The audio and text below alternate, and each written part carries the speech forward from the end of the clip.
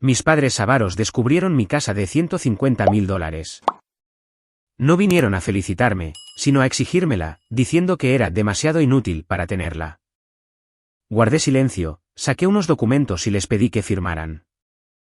Era un lunes por la tarde cuando el timbre sonó 4 veces, un sonido que exigía atención en mi nuevo y tranquilo vecindario.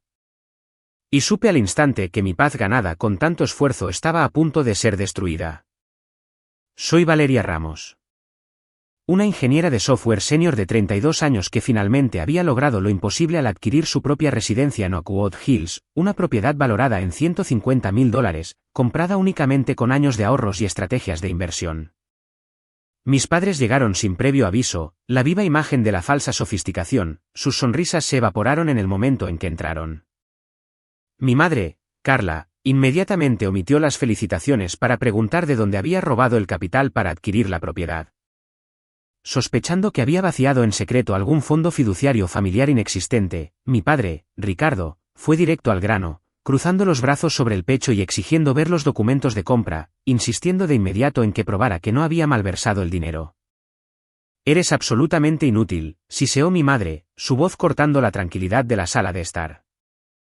«Siempre has sido una carga, y no hay forma de que poseas la perspicacia para los negocios o el dinero para ser dueña de esta casa por completo». En ese momento, de pie en el hogar que había ganado, se encendió una fría resolución que había estado cultivando desde la infancia. Caminé tranquilamente junto a sus rostros furiosos hacia el armario de caoba hecho a medida, empotrado en la pared del comedor.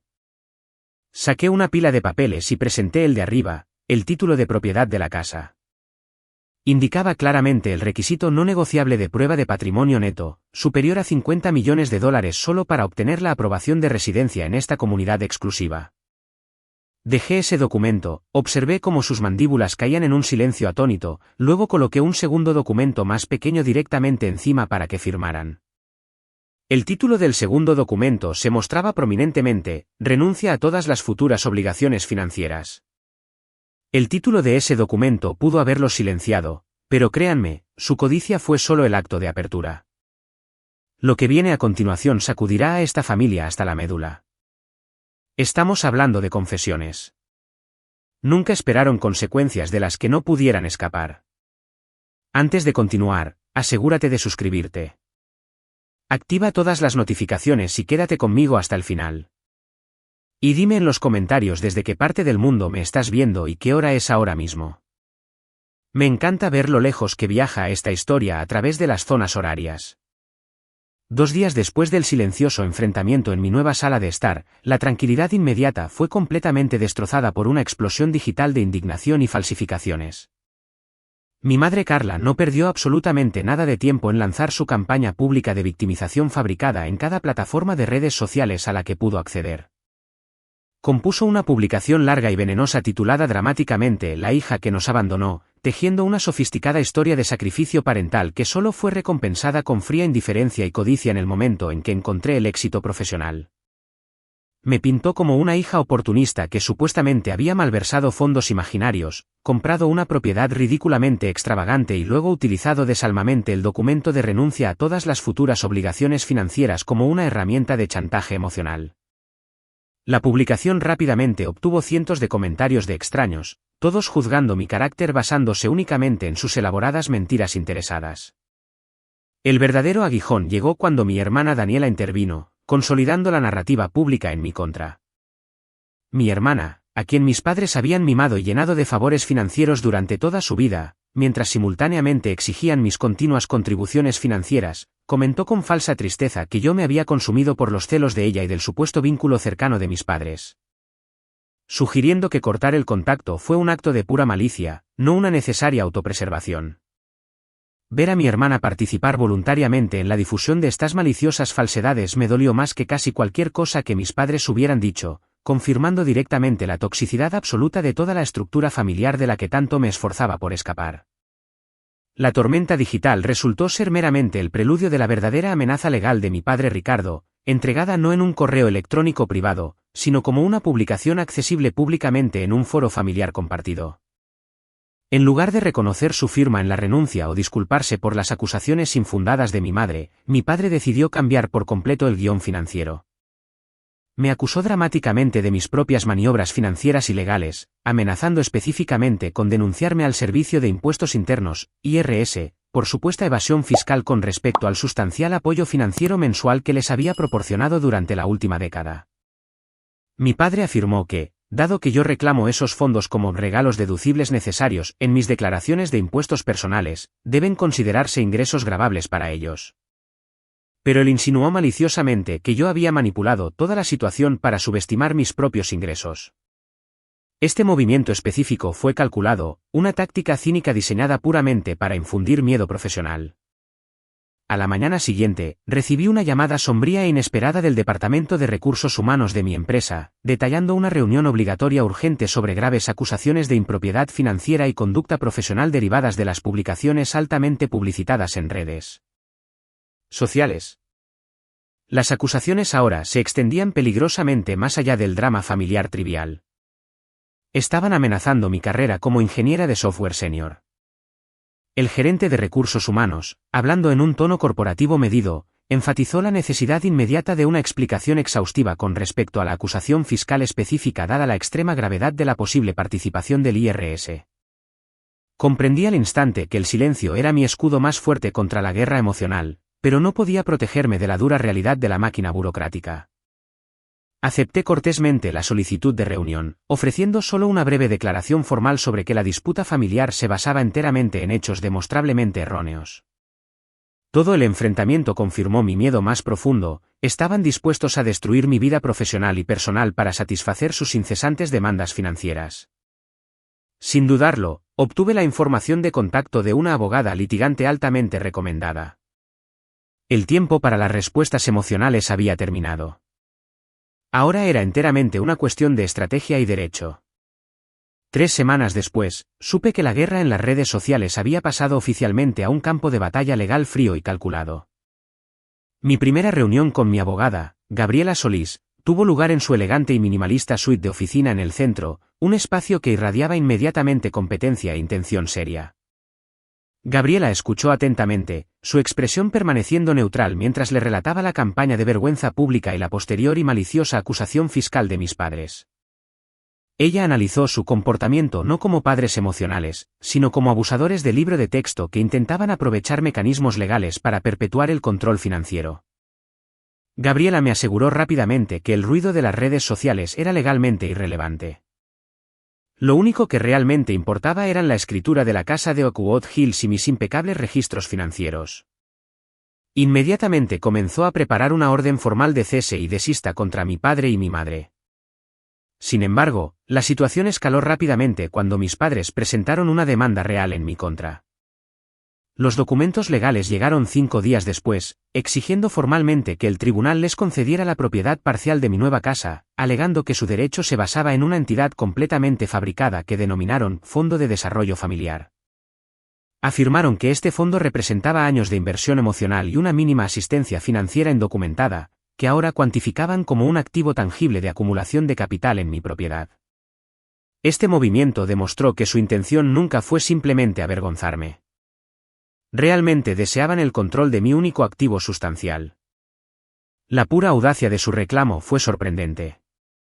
Sin embargo, Gabriela se mantuvo tranquila, viendo la demanda como una oportunidad estratégica para exponer sus tendencias manipuladoras bajo juramento. Esa misma noche, sintiendo el peso inmediato de la demanda, llamé a mi abuela, la profesora Leonor Vega, una profesora de Derecho Constitucional jubilada pero aún muy respetada. Con cautela, le revelé el alcance completo de la acción legal y la desesperada amenaza fiscal de mi padre. La respuesta de la profesora Vega no fue de sorpresa, sino de profunda decepción profesional. Luego reveló un detalle crucial sobre la verdadera base financiera de la familia, una información vital que yo nunca había comprendido por completo. Mi abuela explicó que los sustanciales pagos de apoyo mensuales que yo había estado enviando a mis padres durante años constituían virtualmente su principal fuente documentada de ingresos, ciertamente el único flujo de capital constante no cubierto por anualidades menores. Más críticamente, declaró su sospecha de que mi padre y mi madre habían deliberadamente no declarado esta importante fuente de ingresos al Servicio de Impuestos Internos, utilizándola como una forma masiva y sistemática de evasión fiscal durante la última década. De repente, el juego cambió por completo. Mi batalla ya no era meramente una lucha por una escritura de casa, sino una compleja maniobra legal contra el crimen financiero. La profesora Vega accedió inmediatamente a intervenir, no solo como testigo familiar ofreciendo testimonio emocional, sino como especialista legal experta preparada para proporcionar una declaración jurada y un análisis de la historia financiera documentada de la familia. Estaba lista para aprovechar su experiencia legal y credibilidad para exponer la verdadera podredumbre financiera dentro de la unidad familiar. Su participación cambió instantáneamente la dinámica de poder, transformando mi defensa en un contraataque formidable y agresivo basado en malversación financiera verificable que iba mucho más allá de su superficial reclamo sobre un fondo inexistente. 2 meses antes de la audiencia, el apartamento de mi abogada, Gabriela Solís, se transformó por completo en una sala de guerra legal de alta intensidad, cubierta de pared a pared con documentos, estados financieros y resúmenes de declaraciones.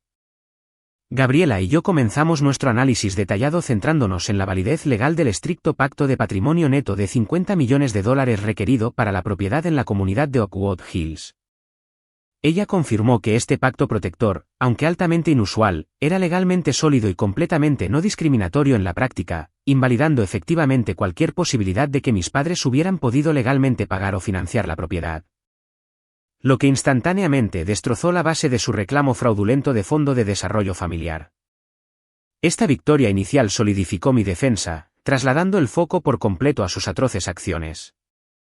Durante la inmersión profunda en la presentación inicial de reclamos de mis padres, Gabriela y yo descubrimos pruebas irrefutables de su esquema manipulador, una pieza crítica de evidencia falsificada. Mi padre y mi madre habían fabricado un correo electrónico fraudulento supuestamente enviado desde mi cuenta personal en el que yo prometía ambiguamente transferirles un porcentaje de la propiedad como un acto generoso de pago por sus supuestos años de orientación emocional y asistencia menor. Este flagrante intento de fabricar documentación confirmó que su reclamo no era meramente delirante, sino un acto deliberado de fraude civil. Gabriela preparó inmediatamente la contraevidencia, centrando estratégicamente la narrativa en el abuso financiero integral de mis padres y su cínica explotación del sistema legal únicamente para apoderarse de mis activos legalmente adquiridos. Los materiales más condenatorios llegaron en secreto de mi abuela, la profesora Leonor Vega. Ella proporcionó a Gabriela una colección meticulosa y altamente anotada de los extractos bancarios personales y diversas declaraciones de impuestos de mi padre y mi madre que abarcaban los últimos 10 años. Estos archivos confidenciales probaron definitivamente que habían ocultado sistemáticamente los grandes pagos de apoyo regulares que les había enviado, confirmando la sospecha inicial de mi abuela de que esta asistencia financiera era, de hecho, su principal ingreso no declarado. Los registros establecieron claramente un patrón de larga data de grave evasión fiscal, una ofensa mucho más seria que la disputa civil por mi casa. Esta prueba documental elevó nuestra defensa de reactiva a agresiva, transformando el problema central de una disputa familiar por una casa en un asunto de delito financiero federal. Trabajando durante las noches, Gabriela finalizó la estrategia central de contraataque. Determinó que luchar contra la demanda directamente punto por punto solo daría a mis padres el escenario emocional que anhelaban. Por lo tanto, Gabriela tomó la audaz decisión no solo de refutar sus reclamos de propiedad, sino de utilizar la abrumadora evidencia de fraude financiero como un arma estratégica. El objetivo no era meramente ganar el caso civil, sino lograr una victoria decisiva introduciendo la evidencia irrefutable de evasión fiscal en el registro judicial. Esta táctica serviría para 2 propósitos cruciales: primero, para demostrar la absoluta falta de credibilidad de mis padres y su intención maliciosa, y segundo, para desencadenar una investigación automática e inevitable por parte del Servicio de Impuestos Internos, IRS. Asegurando la responsabilidad ineludible definitiva por sus años de comportamiento abusivo. La mañana de la audiencia se sintió cargada de una tensión fría, casi cinematográfica. Cuando Gabriela Solís y yo entramos en la sala del tribunal, mis padres, Carla y Ricardo, claramente habían preparado una elaborada actuación, la culminación de semanas de ensayar su narrativa de víctimas. Mi madre se secó dramáticamente los ojos secos mientras mi padre se apoyaba pesadamente en su bastón, retratándose a sí mismo como un patriarca frágil que enfrentaba una persecución inmensa. Comenzaron su testimonio con un diluvio de sentimientos exagerados, relatando años de supuesto sacrificio financiero y dificultades emocionales soportadas únicamente para mi beneficio. Mi padre Ricardo luego tomó el estrado, su voz temblorosa pero autoritaria, afirmando que el hogar era esencial para establecer su estabilidad financiera en la vejez, y negando vehementemente todas y cada una de las acusaciones de conducta fraudulenta o evasión fiscal. Se presentó como un hombre sencillo y honesto cuya reputación ganada con tanto esfuerzo estaba siendo atacada injustamente por una hija ingrata y adinerada que había olvidado sus raíces familiares.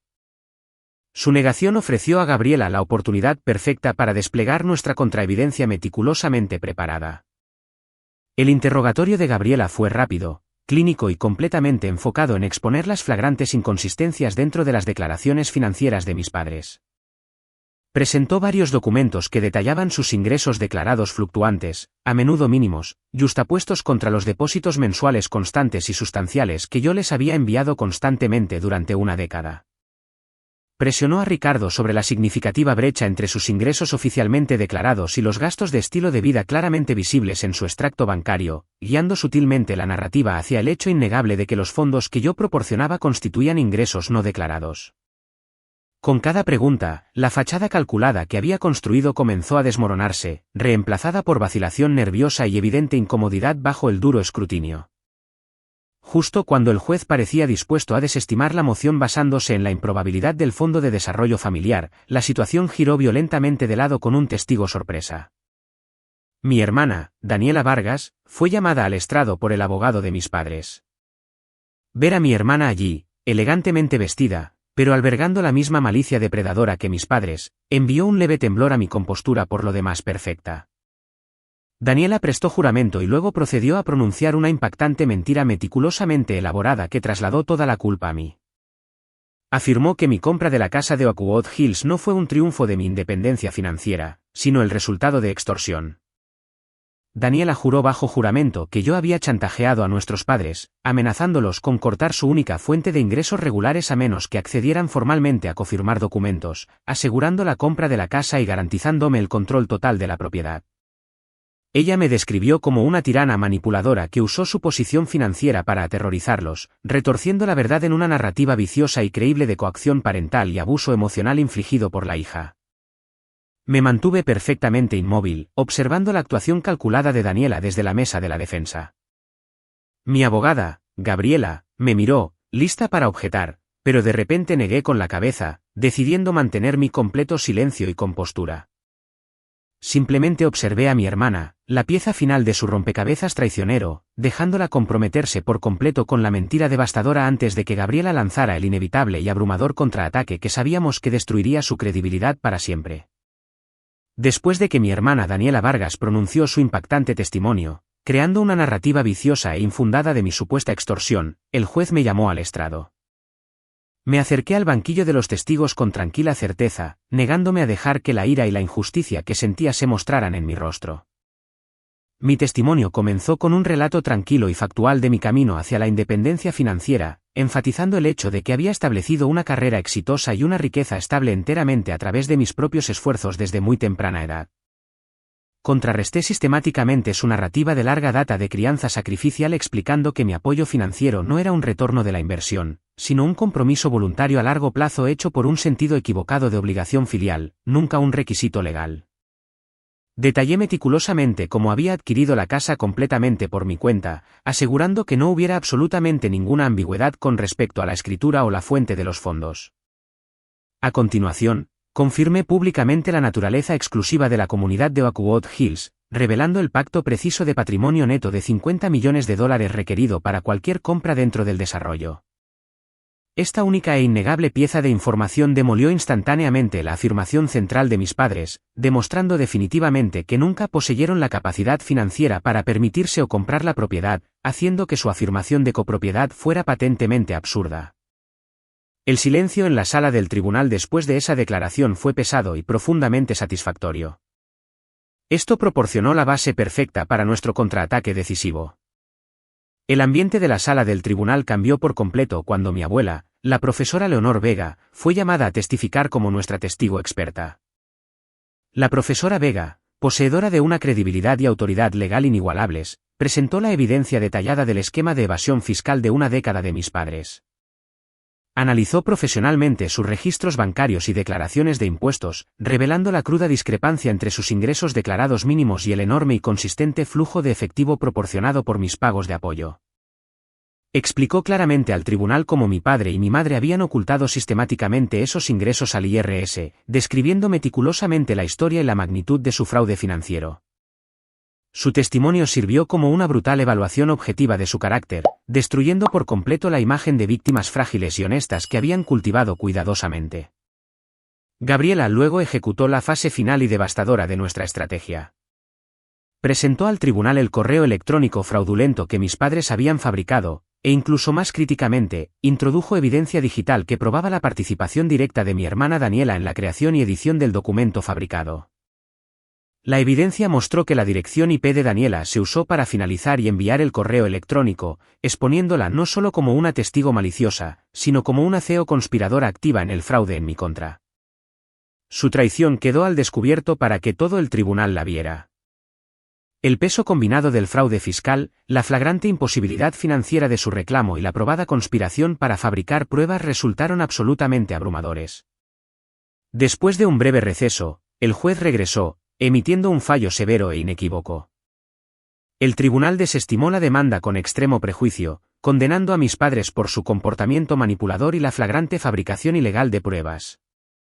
Además, el juez impuso sustanciales sanciones económicas tanto a mi padre como a mi madre, declarando que el caso justificaba la denuncia de sus expedientes fiscales a las autoridades federales competentes para una investigación inmediata. La lucha legal había terminado, y el único sonido restante fue el débil jadeo de derrota de mi madre mientras el mazo golpeaba, señalando el fin de su control.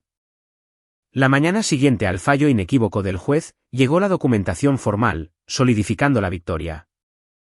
Recibí notificaciones oficiales tanto del tribunal como del Servicio de Impuestos Internos confirmando la orden judicial de transferir toda la evidencia del extenso fraude fiscal y engaño financiero de mis padres para una investigación criminal inmediata. La rápida acción del tribunal validó la audaz estrategia de Gabriela Solís de utilizar la evidencia de evasión fiscal como nuestra arma decisiva definitiva. Una profunda y tranquila satisfacción se apoderó de mí. La dura prueba había terminado y los abusadores finalmente enfrentaban responsabilidades a un nivel mucho más allá del asunto civil de la casa. Sabía que las ramificaciones legales para mi padre y mi madre serían severas e ineludibles ahora que el sistema había sido activado. Casi al instante, los escandalosos detalles del caso, centrándose fuertemente en la condena por fraude y la inminente investigación del IRS, comenzaron a circular por los medios locales. Los noticieros de televisión presentaron titulares sensacionalistas sobre una batalla legal familiar de alto perfil que detallaba la condena explícita del juez al comportamiento manipulador de mis padres y la fabricación de pruebas judiciales. El colapso de la imagen pública meticulosamente mantenida de mi padre y mi madre fue rápido y absoluto. Su posición social, cuidadosamente construida durante décadas de pretensiones, se disolvió en burla pública y peligro legal, una merecida consecuencia de su codicia y crueldad. La atención era incómoda, pero proporcionó una prueba innegable de que mi silencio y mi firme negativa a ceder habían sido el camino correcto. Los inevitables intentos de contacto comenzaron poco después de que se diera a conocer la noticia. Mis padres y mi hermana Daniela Vargas, desesperados por escapar de la investigación federal, comenzaron a intentar contactarme por todos los canales disponibles, particularmente a través de Gabriela. Sus abogados, ahora luchando por contener las consecuencias criminales, se acercaron suplicando, intentando negociar un acuerdo. Solicitaron, insistieron realmente, que yo retractara de inmediato la evidencia de evasión fiscal, creyendo de alguna manera que yo poseía la autoridad o la inclinación para detener una investigación gubernamental formal. Fue una demostración fútil, casi cómica, de su duradera ilusión y su incapacidad para aceptar la responsabilidad por sus propias acciones criminales. Gabriela manejó las solicitudes con el profesionalismo frío que había llegado a admirar, entregando una negativa concisa e inflexible. Explicó claramente que el litigio civil sobre la casa había concluido formalmente, pero la subsiguiente investigación criminal y fiscal caía enteramente fuera de mi jurisdicción legal. Valeria ya no es parte en esa acción, afirmó Gabriela en una respuesta por correo electrónico, asegurando que toda comunicación estuviera legalmente documentada. La evidencia está ahora en manos de las autoridades federales, y ella no posee ni el poder ni el deseo de interferir con los procedimientos. Esta negativa absoluta reforzó la finalidad de la ruptura, negándoles incluso el consuelo psicológico de mi voz. Con la batalla legal definitivamente cerrada y la maquinaria federal activada, comencé el tan esperado proceso de construir una vida verdaderamente nueva y sin ataduras. El primer paso esencial fue la ruptura completa con mi pasado tóxico. Cambié mi número de teléfono, desactivé viejas direcciones de correo electrónico e instruí a Gabriela para que bloqueara cualquier correspondencia futura de ellos. Me negué a concederles un solo momento de mi atención, ni una palabra de simpatía, ni un centímetro de compromiso. El tiempo de la misericordia había terminado. Ahora era el momento de las consecuencias.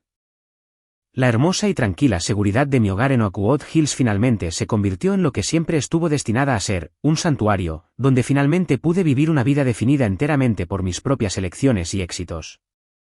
La tranquilidad que encontré pronto fue interrumpida por la última e inevitable noticia. Gabriela Solís me reenvió una concisa alerta de noticias con un breve mensaje. Llegaron a los titulares. El titular mismo confirmó las últimas consecuencias de su avaricia. Mi padre Ricardo, mi madre Carla y mi hermana Daniela Vargas habían sido formalmente arrestados y acusados de múltiples cargos de grave evasión fiscal federal. Los informes de los medios detallaron el extenso esquema a largo plazo y los documentos fraudulentos que habían intentado introducir, validando cada acción decisiva que había tomado. No fue un momento de celebración, sino de profunda finalidad, un reconocimiento de que la toxicidad estaba ahora completamente contenida, y ellos estaban enfrentando graves consecuencias legales que hacía mucho tiempo se debían. Entonces algo logró pasar por la cuidadosa red que Gabriela y yo habíamos tendido. En medio de una pila de revistas y correo benigno, llegó un sobre pesado y mal dirigido, con un matasellos del centro de detención del condado local. Inmediatamente reconocí la letra descuidada y familiar. Dentro, escrita en papel fino emitido por la prisión, había una carta divagante y desesperada firmada por mi madre. Era una obra maestra de autocompasión manipuladora, una extraña mezcla de no disculpa llorosa que culpaba a fuerzas externas por su caída, y un llamado frenético para que yo usara mis sustanciales recursos para asegurar su asistencia legal inmediata. Todo el tono rezumaba su negativa de por vida a aceptar la responsabilidad, tratando la investigación federal simplemente como otra gran inconveniencia que yo de alguna manera estaba obligada a solucionar. No necesité detener mi reflexión ni por un segundo. La carta representaba su último y patético intento de romper el límite que yo había establecido con tanto dolor. Caminé directamente hacia la chimenea de granito, sintiendo el papel fino frío y completamente sin vida en mi mano. Coloqué cuidadosamente el documento nocivo en la rejilla, observé cómo el fósforo encendía la esquina y permití que las llamas consumieran las palabras endebles e inútiles sin un solo parpadeo de duda o arrepentimiento. El humo que se elevaba del papel quemado representaba los últimos vestigios de mi antigua vida, finalmente disolviéndose en el aire limpio y tranquilo de mi nuevo comienzo. Me alejé, la acción decisiva confirmando que finalmente y completamente estaba libre de ellos para siempre. Todo este doloroso viaje me enseñó la lección más fundamental de la vida: no eres responsable de las decisiones destructivas de los miembros tóxicos de la familia.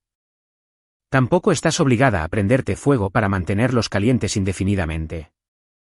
La verdadera fuerza no reside en soportar la manipulación sin fin, sino en trazar un límite absoluto intransitable y tener el coraje de hacerlo cumplir, incluso cuando el mundo intenta hacerte sentir culpable o cruel por hacerlo. Romper un lazo tóxico nunca es un fracaso del amor, sino un acto supremo de poderosa autopreservación, que te permite finalmente construir una vida hermosa arraigada en la paz genuina y el éxito ganado por mérito propio.